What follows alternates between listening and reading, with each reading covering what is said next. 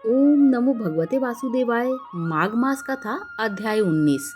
वह पांचों कन्याएं इस प्रकार विलाप करती हुई बहुत देर प्रतीक्षा करके अपने घर लौटी। जब घर में आई तो माताओं ने कहा कि इतना विलंब तुमने क्यों कर दिया। तब कन्याओं ने कहा कि हम किन्नरों के साथ क्रीड़ा करती हुई सरोवर पर थी और कहने लगी कि आज हम थक गई हैं और जाकर लेट गईं। वशिष्ठ जी कहते हैं कि इस प्रकार आशय को छुपाकर वह विरह की मारी पड़ गई। उन्होंने घर में आकर किसी प्रकार की कीड़ा नहीं की। वह रात्रि उनको एक युग के समान बीती। सूर्य नारायण के उदय होते ही वह अपने आप को जीवित मानती हुई माताओं की आज्ञा लेकर गौरी पूजन करने वह कन्याएं वहां से जाने लगी। उसी प्रकार ब्राह्मण भी स्नान करने के लिए सरोवर पर आया। उसके आने पर कन्याओं ने वाह वाह किया, जैसे कमलिनी प्रातःकाल सूर्योदय को देखकर करती है। उसको देखकर उनके नेत्र खुल गए और वह ब्रह्मचारी के पास चली गई। आपस में एक दूसरे का हाथ पकड़कर चारों तरफ से उनको घेर लिया और कहने लगी कि मूर्ख, उस दिन तू भाग गया था लेकिन आज नहीं भाग सकता। हम लोगों ने तुमको घेर लिया है। ऐसे वचन सुनकर बाहुपाश में बंधे हुए ब्राह्मण ने मुस्कुरा कर कहा, तुमने जो कुछ कहा सो ठीक है, परंतु मैं तो अभी विद्याभास और ब्रह्मचारी हूँ। गुरुकुल में मेरा विद्याभास नहीं पूरा हुआ है। पंडित को चाहिए कि जिस आश्रम में रहे उसके धर्म का पालन करे। इस आश्रम में मैं विवाह करना धर्म नहीं समझता। अपने व्रत का पालन करके और गुरु की आज्ञा पाकर ही विवाह कर सकता हूँ, उससे पहले नहीं कर सकता। यह बात सुनकर वह कन्याएं इस प्रकार बोली जैसे वैशाख मास में कोयल बोलती है। वह कहने लगी कि धर्म से अर्थ और अर्थ से काम और काम से धर्म के फल का प्रकाश होता है। ऐसा ही पंडित लोग और शास्त्र कहते हैं। हम काम सहित धर्म की अधिकता से आपके पास आई हैं, सो आप पृथ्वी के सब भोगों को भोगिए। उस ब्राह्मण ने कहा कि तुम्हारा वचन सत्य है, किंतु मैं अपने व्रत को समाप्त करके ही विवाह कर सकता हूँ, पहले नहीं कर सकता। तब वे कन्याएं कहने लगी कि तुम मूर्ख हो। अनोखी औषधि, ब्रह्म बुद्धि, रासायन सिद्धि, अच्छे कुल की सुंदर नारियां और मंत्र जिस समय प्राप्त हो तभी ग्रहण कर लेना चाहिए। कार्य को टालना अच्छा नहीं होता।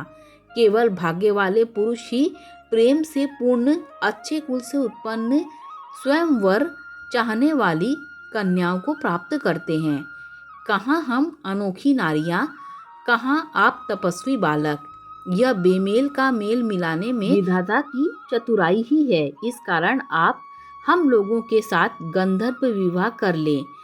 इनके ऐसे वचन सुनकर उस धर्मात्मा ब्राह्मण ने कहा कि व्रती रहकर इस समय विवाह नहीं करूंगा, मैं स्वयंवर की इच्छा नहीं करता। इस प्रकार उसके वचन सुनकर उन्होंने एक दूसरे का हाथ छोड़कर उसको पकड़ लिया। सुशील और सुरस्वरा ने उसकी भुजाओं को पकड़ लिया। सुतारा ने आलिंगन किया और चंद्रिका ने उसका मुख चूम लिया। परंतु फिर उसने क्रोधित होकर उनको श्राप दिया कि तुम डायन की तरह मुझसे चिपटी हो, इस कारण पिशाचिनी हो जाओ। ऐसे श्राप देने पर वह उसको छोड़कर अलग खड़ी हो गई। उन्होंने कहा कि हम निरपराधियों को वृथा क्यों श्राप दिया। तुम्हारी इस धर्मज्ञता पर धिक्कार है। प्रेम करने वाले से बुराई करने वाले का सुख दोनों लोकों में नष्ट हो जाता है, इसीलिए तुम भी हम लोगों के साथ पिशाच हो जाओ। तब वे आपस में क्रोध से उस सरोवर पर पिशाच पिशाचिनी हो गए और बस पिशाच पिशाचिनी कठिन शब्दों से चिल्लाते हुए अपने कर्मों को भोगने लगे। वशिष्ठ जी कहने लगे कि हे राजन, इस प्रकार वह पिशाच उस सरोवर के इधर उधर फिरते रहे। बहुत समय पश्चात मुनि में श्रेष्ठ लोमश ऋषि पौष शुक्ला चतुर्दशी को उस अच्छोत सरोवर पर स्नान करने के लिए आए। जब क्षुधा से दुखी इन पिशाचों ने उनको देखा तो उनकी हत्या करने के लिए गोल बांधकर उनको चारों तरफ से घेर लिया। वेद निधि ब्राह्मण भी वहां आ गए और उन्होंने लोमश ऋषि को साष्टांग प्रणाम किया। वे पिशाच ऋषि के तेज के सामने ठहर न सके और दूर जाकर खड़े हो गए। वेद निधि हाथ जोड़कर लोमश ऋषि से कहने लगे कि भाग्य से ही ऋषियों के दर्शन होते हैं। फिर उन्होंने गंधर्व कन्या और अपने पुत्र का परिचय देकर सब वृत्तांत सुनाया और कहा कि हे मुनिवर, यह सब ही श्राप मोहित होकर आपके सम्मुख खड़े हैं। आज इन बालकों का निस्तार होगा, जैसे सूर्योदय से अंधेरे का नाश होता है। वशिष्ठ जी कहने लगे कि पुत्र के दुख से दुखी हुए। वेद निधि ब्राह्मण के ऐसे वचन सुनकर लोमश ऋषि के नेत्रों में जल भर आया और वेद निधि से कहने लगे कि मेरे प्रसाद से बालकों को शीघ्र स्मृति पैदा हो। मैं उनका धर्म करता हूँ, जिसको इसका आपस का ज्ञान विलीन हो जाएगा। दोस्तों, यही अध्याय 19 समाप्त होता है। नमः श्री विष्णु, नमः श्री विष्णु, नमः श्री विष्णु।